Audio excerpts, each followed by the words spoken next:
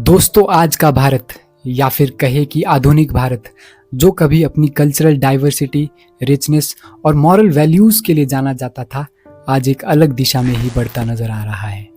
Modernity और freedom के नाम पर एक नई प्रवृत्ति ने हमारी सोसाइटी में जड़ें जमा ली है और ये नई प्रवृत्ति है वल्गैरिटी या अश्लीलता। दोस्तों, क्या आप जानते हैं कि जिस कंटेंट को हम अपने एंटरटेनमेंट पर्पस के लिए देखते हैं, वो कंटेंट हमारे परसेप्शन, वैल्यूज़ और कल्चर को कितना इम्पैक्ट कर रहा है? क्या ये वल्गैरिटी हमारी सोच को बदल रही है?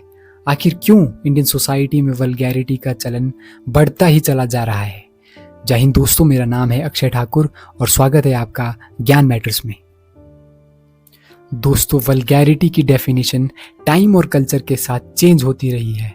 आज जो चीज़ हमें वल्गर या अश्लील लगती है, शायद वो चीज़ कल सामान्य मानी जा सकती है। लेकिन क्वेश्चन यह भी रेज होता है कि क्या हमारी सोसाइटी में वल्गैरिटी की सीमा लांघी जा रही है? एंशिएंट इंडियन लिटरेरी वर्क्स और आर्टिस्टिक वर्क्स में सौंदर्य और शालीनता को इम्पोर्टेंस दी गई है। यहाँ तक कि इंडियन फिलोसोफर वात्स्यायन द्वारा रचित कामासूत्रा जैसे ग्रंथ भी कला के रूप में सम्मानित थे। लेकिन आज हम जिस वल्गैरिटी या अश्लीलता की बात कर रहे हैं, वो उस पारंपरिक सौंदर्य से काफी दूर है। सिनेमा, टीवी, सोशल मीडिया, आज के दौर में इन सब चीज़ों ने हमारी सोसाइटी को किसी ना किसी रूप में डीपली इम्पैक्ट किया है। लेकिन क्या ये इम्पैक्ट हमेशा पॉजिटिव रहा है? एक समय था जब सिनेमा समाज के लिए इंस्पिरेशन था, लेकिन पिछले कुछ वर्षों में मूवीज़ और सॉन्ग्स में वल्गैरिटी और वल्गर लैंग्वेज के चलन में काफ़ी बढ़ोतरी हुई है। सेंटर फॉर मीडिया स्टडीज़ के अनुसार 1990 से 2020 तक के सॉन्ग्स में 60 से 70% वल्गर लैंग्वेज के यूज़ में बढ़ोतरी हुई है। यदि इसके अलावा बात की जाए तो रियलिटी शोज़ और सोशल मीडिया पर आने वाले ट्रेंड्स जैसे कि मीम्स, शॉर्ट्स आदि ने भी वल्गैरिटी को बढ़ावा दिया है। एक और जहां फ्रीडम ऑफ एक्सप्रेशन का सम्मान करना जरूरी है, वहीं दूसरी ओर सोसाइटी के नैतिक मूल्यों की भी सुरक्षा जरूरी है।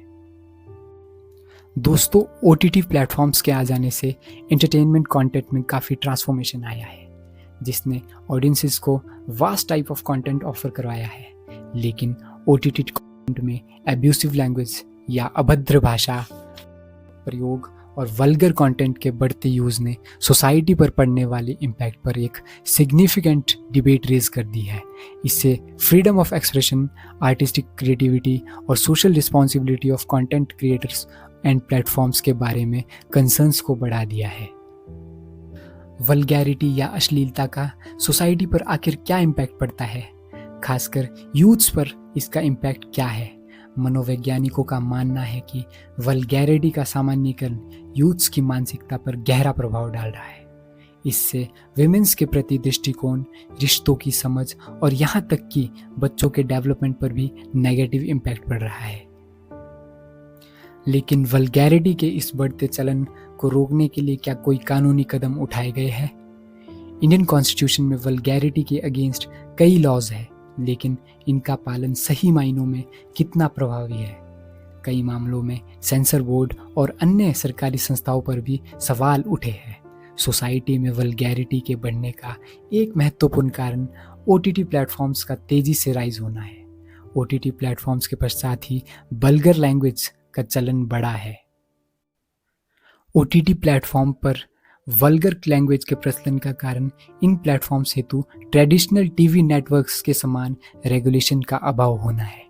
टीवी नेटवर्क्स जो एक स्ट्रिक्ट ब्रॉडकास्टिंग स्टैंडर्ड्स और रेगुलेशंस के अधीन होते हैं, वहीं OTT प्लेटफॉर्म्स इन रेगुलेशंस से बाउंड नहीं होते और फ्रीली कंटेंट प्रोडक्शन और डिस्ट्रीब्यूशन करने के लिए स्वतंत्र होते हैं।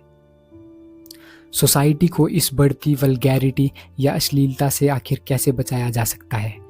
इसका समाधान क्या हो सकता है? समाधान के लिए हमें अपनी फैमिली, एजुकेशन और मीडिया में मॉरल वैल्यूज़ को पुनः स्थापित करने की आवश्यकता है। समाज के प्रत्येक वर्ग को इस पर विचार करना होगा कि हम अपने आने वाली पीढ़ियों को कैसा समाज सौंप रहे हैं।